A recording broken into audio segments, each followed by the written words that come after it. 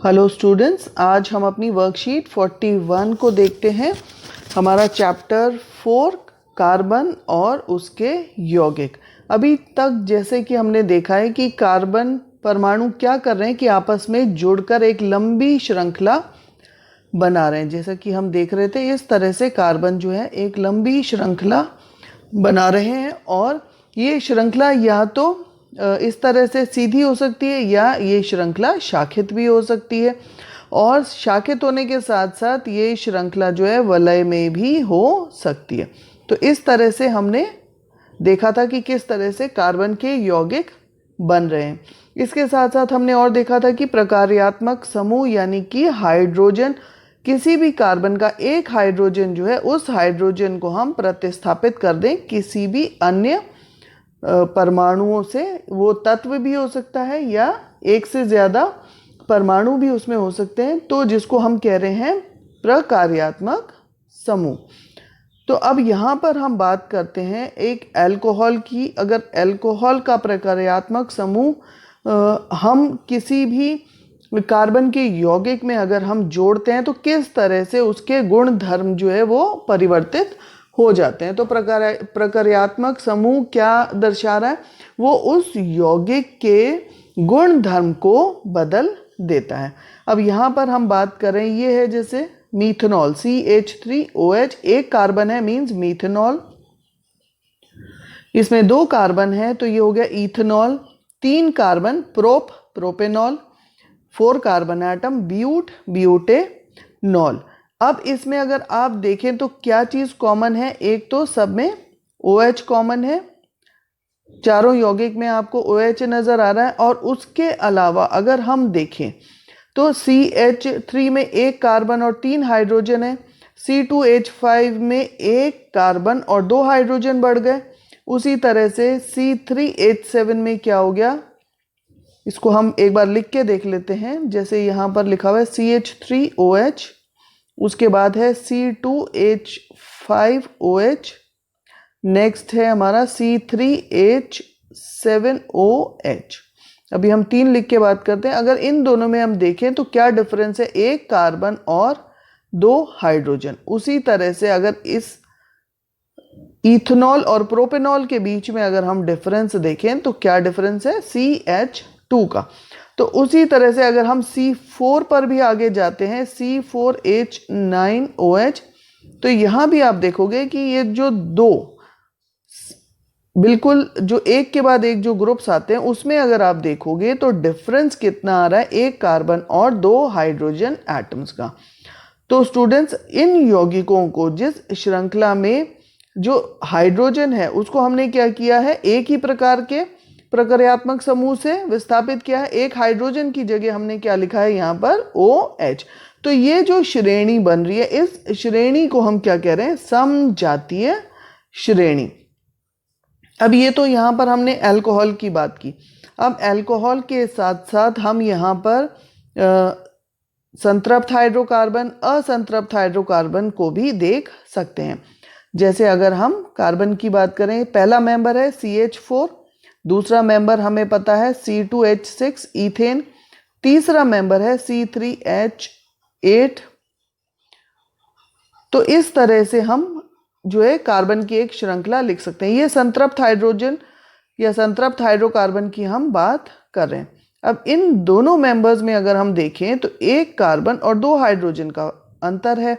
उसी तरह से इसमें अगर हम देखें, इन 2 कार्बन यौगिकों में ईथेन और प्रोपेन में अगर हम देखें तो फिर से 1 कार्बन और 2 हाइड्रोजन का अंतर है। और भी अगर हम नीचे ऐड करते जाएंगे तो वो डिफरेंस सेम ही है, 1 कार्बन और 2 हाइड्रोजन। तो ये जो श्रृंखला बन रही है इसको हम कह रहे हैं समजातीय श्रेणी। ये यहाँ पर हमने किसकी बात करी? ये सारे क्या हैं? एल्केन, यानी कि ये कैसे हैं? संतृप्त हाइड्रोकार्बन है जिसके अंदर की सभी सिंगल बॉन्ड है, डबल बॉन्ड नहीं है।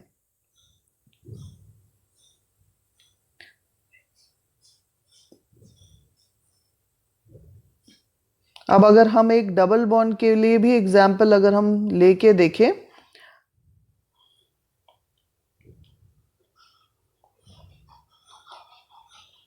यहाँ पर अब हम बात करते हैं हमारा असंतृप्त में, जिसमें हम डबल बॉन्ड देखते हैं। डबल बॉन्ड आ गया, ये हमारा पहला मेंबर है ईथीन।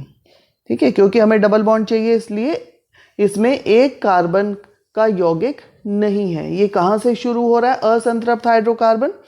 असंतृप्त हाइड्रोकार्बन शुरू होते हैं 2 कार्बन से, क्योंकि हमें डबल बॉन्ड चाहिए और डबल बॉन्ड हमें 2 कार्बन के बीच में ही चाहिए। तो ये फर्स्ट मेंबर हो गया, ये हो गया C2 और हाइड्रोजन कितने हैं 4, C2H4।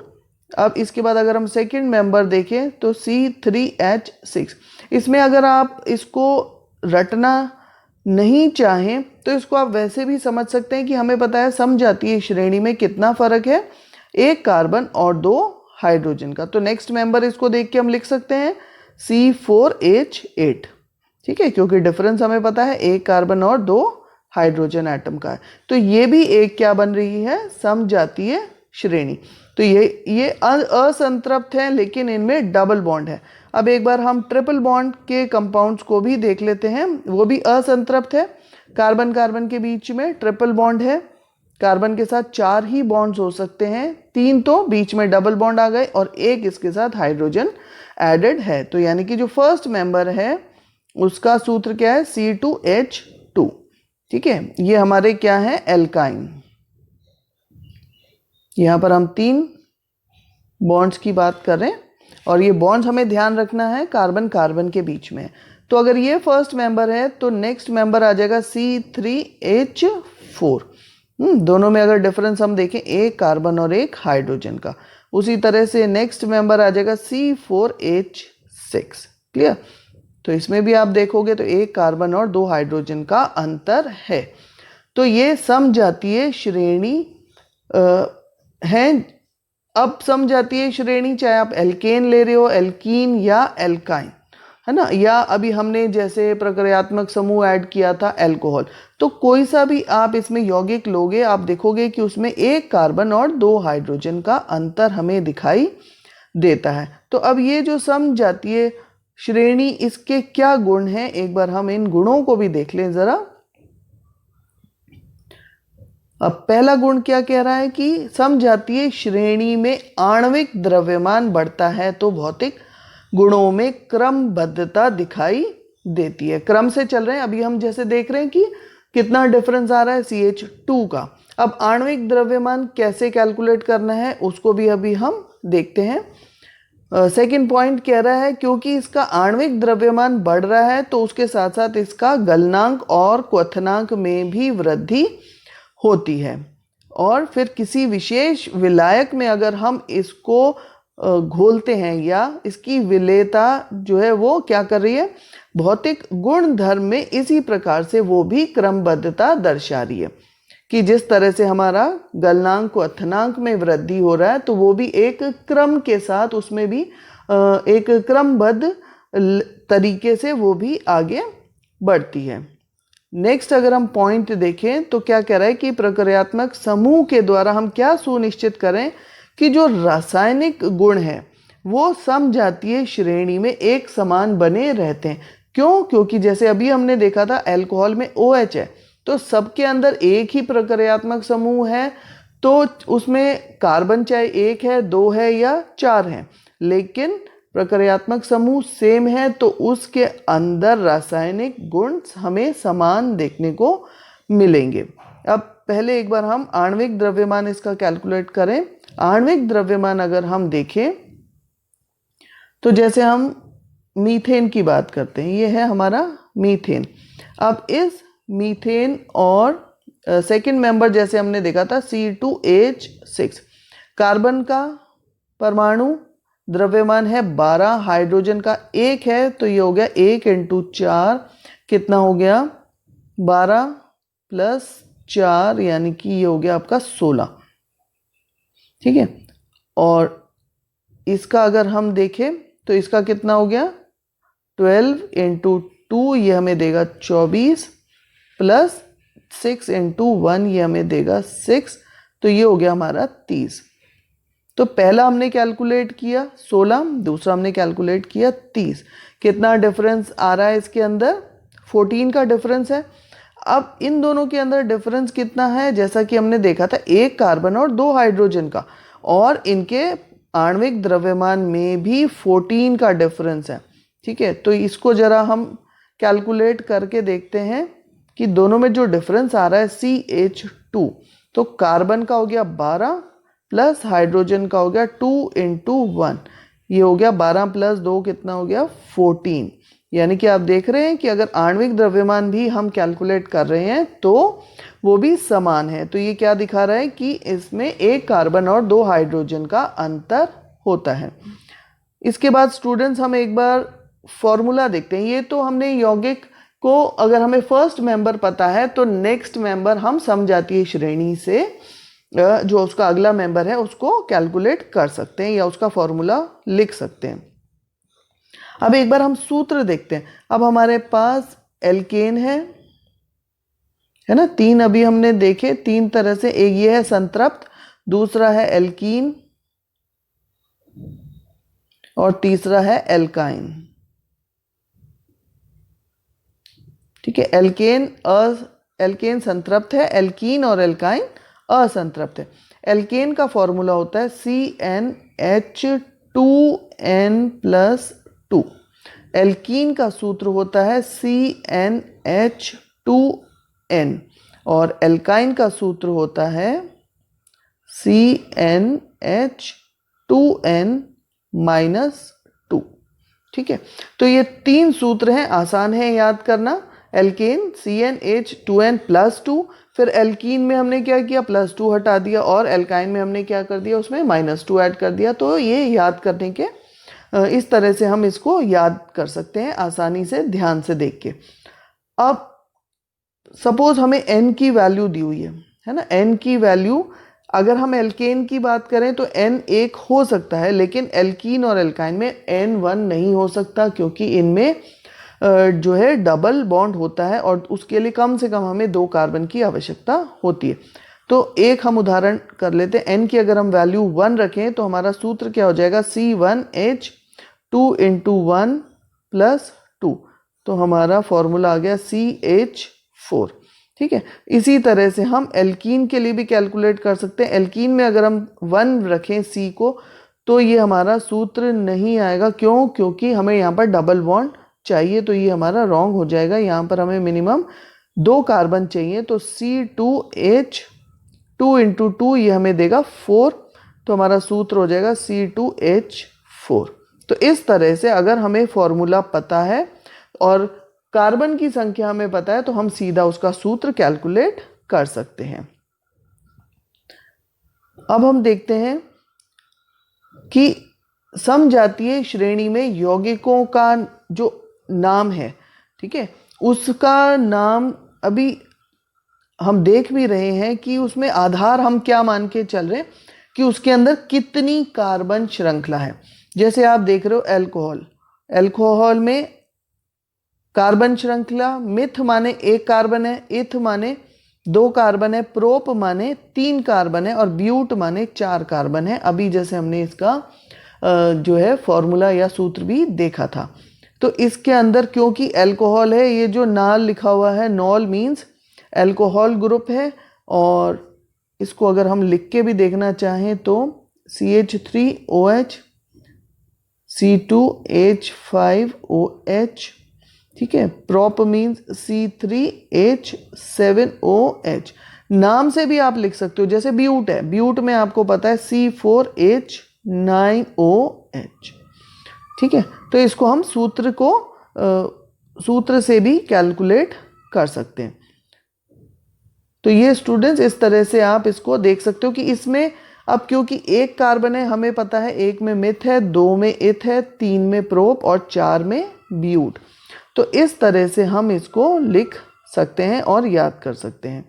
अब अगर हम एल्डिहाइड को देखें, अब आप देखो, ठीक है, दोनों में देख रहे हो आप एल्डिहाइड, मिथ लिखा हुआ है, लेकिन एल्डिहाइड में पीछे क्या लग रहा है, अल, मिथेनल। उसी तरह से इथेनल, प्रोपेनल, ब्यूटेनल। अगर हम इसकी भी संरचना देखें तो मीथेनल हो गया HCHO, इथेनल हो गया आपका CH3CHO। वही अगर आप इनमें देखोगे, फिर से आप देखो इसके अंदर 1 कार्बन और 2 हाइड्रोजन, तो यानी समजातीय श्रेणी में हमेशा एक कार्बन और 2 हाइड्रोजन में अंतर होता है। प्रोप माने फिर से C2H5CHO, है ना, 2 कार्बन यहाँ है और एक हमने यहाँ पर लिख दिया, तो ये हो गया C2H5CHO और फोर्थ मेंबर था C3H7CHO। तो ये हमारे आ गए 4 मेंबर्स एल्डिहाइड के। ये जो CHO ग्रुप है ये हमारा एल्डिहाइड ग्रुप है। तो जैसे मैंने पिछली वर्कशीट में भी बताया था, इसको ऐसे भी लिख सकते हैं या इसको इसकी संरचना के रूप में ऐसे भी लिख सकते हैं।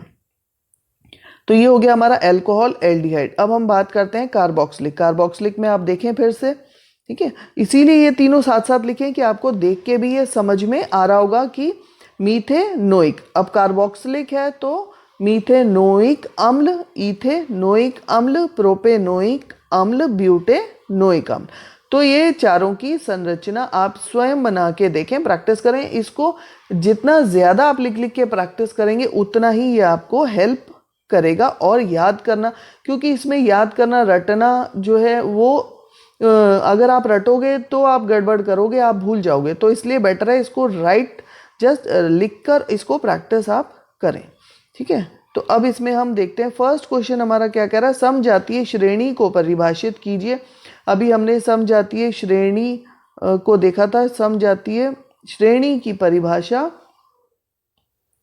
वर्कशीट में जैसे अभी आप देख रहे हैं कि यौगिकों की ऐसी श्रृंखला जिसमें कार्बन श्रृंखला में स्थित हाइड्रोजन को एक ही प्रकार के प्रक्रियात्मक समूह से हम प्रतिस्थापित करते हैं तो उसको हम समजातीय श्रेणी कहते हैं। अब इसके अलावा वो कह रहा है कि C4H9CHO के समजात सदस्य के नाम एवं संरचनात्मक सूत्र लिखिए। तो अब इन्होंने C4 दिया हुआ है, तो इसके जो और समजात सदस्य, अब उसमें आप इसको कार्बन को आप बढ़ाना चाहें या कम करना चाहें वो भी आप लिख सकते हैं। आपको पता है हमें सूत्र दे दिया C4H9OH, ठीक है। तो इसके समजात सूत्र अगर मान लो आप नेक्स्ट लिखना चाहते हो, आपको पता है एक कार्बन हमने ऐड करना है, 2 हाइड्रोजन ऐड करने हैं, ठीक है। तो एक कार्बन ऐड करके और 2 हाइड्रोजन ऐड करके ये हमारा नेक्स्ट मेंबर आ गया। उसी तरह से एक हाइड्रोजन हमने फिर से बढ़ा दिया और हमने 2 हाइड्रोजन बढ़ा दिए, तो ये हमारा नेक्स्ट समजात श्रेणी उसकी आ गई, ठीक है। और इसका नाम हमने लिख ही दिया। इसका नाम क्या हो जाएगा, 4 कार्बन है तो ब्यूटेनोल, 5 कार्बन है तो 5 में हमें पता है क्या होता है, पेंटेनॉल। इसको अगर हम लिखें तो ये हमारा हो जाएगा पेंटेनॉल। इससे पहले कि जैसे मीथेनॉल, इथेनॉल, प्रोपेनॉल आपको दिया हुआ है, जैसे अभी मैंने इनकी संरचना भी बताई थी। और 6 कार्बन एटम को अगर हम देखें तो 6 कार्बन एटम वाला, क्योंकि 6 है तो ये क्या हो जाएगा, हेक्सेनॉल। और संरचनात्मक सूत्र ये इसका हो गया, ठीक। और अगर इसको स्ट्रक्चर के फॉर्म में भी अगर आप लिखना चाहें तो एक मैं आपको ब्यूटेन का स्ट्रक्चर बना के दिखा सकती हूँ। 1 2 3 ये 4 कार्बन है, इसमें एक OH ग्रुप है और बाकी के इसमें हाइड्रोजन है। तो ये इसकी संरचना है। बाकी के जो यौगिक हैं उनकी भी आप इस तरह से संरचना बना सकते हैं।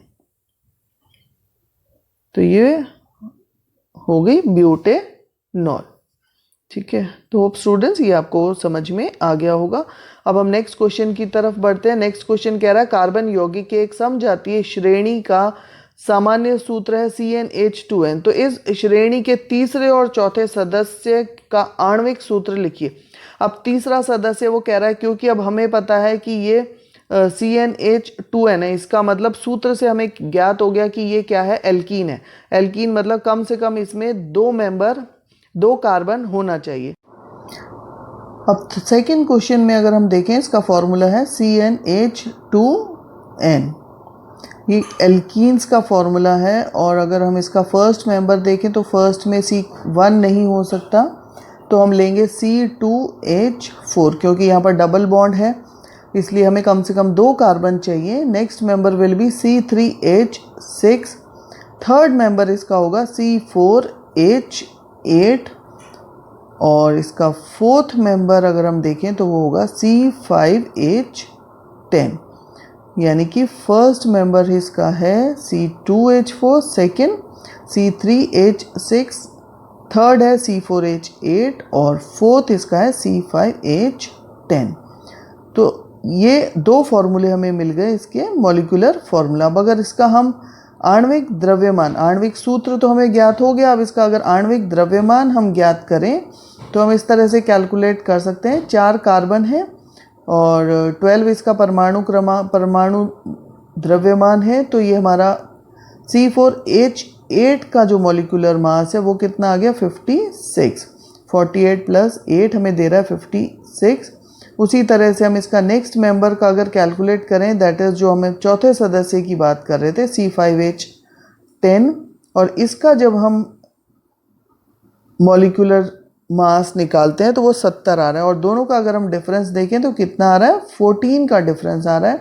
और जैसा कि आप दोनों ही कंपाउंड्स में देखें, एक कार्बन और 2 हाइड्रोजन एटम का अंतर है, जैसा कि ये होमोलोगस सीरीज है। तो मॉलिक्यूलर फॉर्मूला तो हमें ज्ञात हो ही गया, C4H8 और C5H10। तो इस मॉलिक्यूलर फॉर्मूले के साथ साथ अगर हम इसका आणविक द्रव्यमान भी हमने कैलकुलेट करके देखा, अंतर कितना आ रहा है 14 का। तो hope student this worksheet must be clear and thank you for watching.